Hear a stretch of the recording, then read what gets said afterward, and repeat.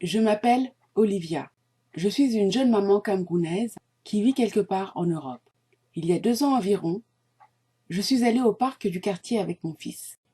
Fatiguée de jouer avec lui, je suis allée me réfugier sous un arbre en observant mon fils qui continuait à s'amuser dans le sable. Tout près de l'arbre, il y avait un banc sur lequel étaient assises 2 femmes caucasiennes, la trentaine environ. C'est alors qu'une femme noire qui passait dans la rue leva la main pour les saluer. Les 2 femmes blanches n'avaient pas l'air de la reconnaître. L'une des 2 regarda autour d'elle pour s'assurer que la femme noire au loin s'adressait bien à elle, puis, ne voyant personne d'autre autour, elle leva finalement la main pour lui rendre son bonjour. La femme noire répondit à son sourire et continua son chemin.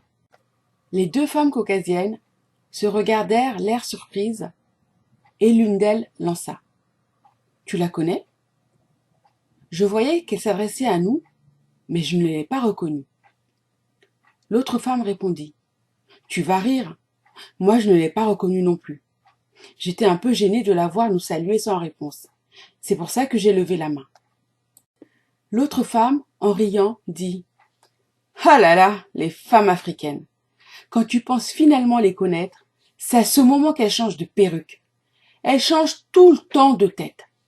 C'est difficile de les reconnaître dans ces conditions. »« C'est vrai, renchérit l'autre. Elles ont des tonnes de perruques qu'elles changent tout le temps. Ça ne s'arrête jamais. Surtout celles qui ne sont pas nées ici en Europe. Tu penses que c'est culturel ? » ?»« Non, non. Je pense que c'est un trouble de la personnalité. » Surprise, l'autre demanda. « Un trouble de la personnalité aussi généralisé ? La majorité de ces femmes changent de perruque comme on change de caleçon.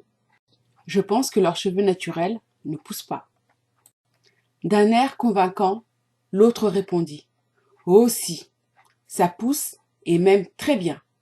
Mais elles n'aiment pas leurs cheveux et ne veulent pas en prendre soin. Elles préfèrent les perruques qui ne ressemblent même pas à leurs cheveux. Tu sais, lorsqu'on ne sait pas qui on est vraiment, on est tout le monde et en même temps personne. » Il y eut un petit temps de silence, puis elle continua. « Ces femmes ont perdu leur fierté depuis les événements traumatisants de l'esclavage et de la colonisation. Leurs racines ont été détruites et maintenant, elles ont de sérieux problèmes d'identité. C'est pour cela qu'elles copient sans arrêt tout ce qu'elles voient. Plusieurs se blanchissent la peau et les hommes noirs aiment et encouragent ça. Tiens, il y a 2 semaines, ma nouvelle voisine congolaise était blonde avec des cheveux courts bouclés. La semaine dernière, elle était rousse avec des cheveux lisses. En allant accompagner ma fille ce matin, je l'ai vue avec une perruque brune ondulée. Peut-être que c'était elle dans la rue avec la perruque chinoise. » Les 2 femmes ont éclaté de rire et sont allées jouer avec leurs enfants. J'étais toujours près de l'arbre et j'avais entendu toute leur conversation. J'étais choquée et je voulais aller leur dire que ce n'étaient pas toutes les femmes africaines qui avaient des problèmes d'identité.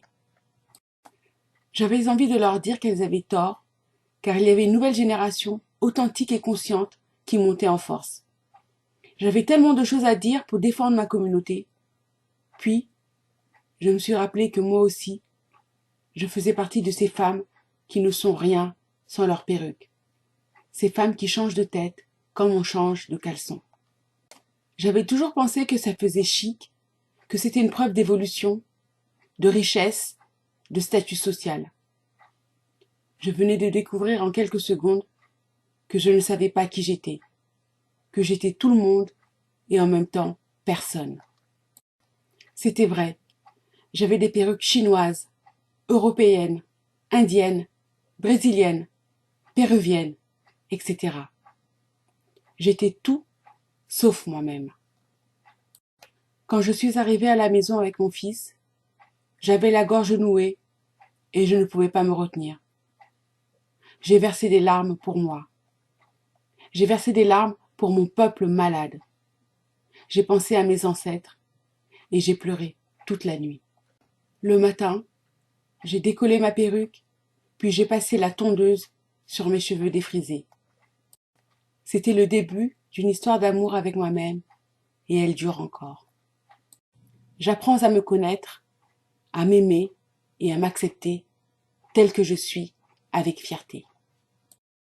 J'ai voulu partager ce témoignage avec vous pour vous encourager à faire de même.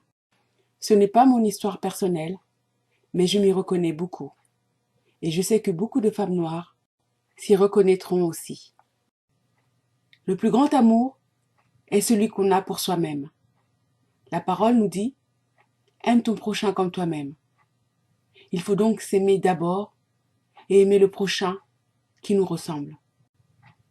Nos cheveux sont des antennes cosmiques et nous avons des traditions capillaires d'une richesse infinie. Parfaitement adaptées à la texture de nos cheveux, elles en respectent la nature et en stimulent la pousse. L'éveil bantou est certes spirituel, mais il doit aussi se manifester corporellement. Notre corps est une parcelle de l'univers. Prenons soin de nos peaux et de nos cheveux, car nous sommes les seuls à avoir l'immense privilège d'avoir été créés à la ressemblance de Tata Nzambe, le créateur de toutes choses.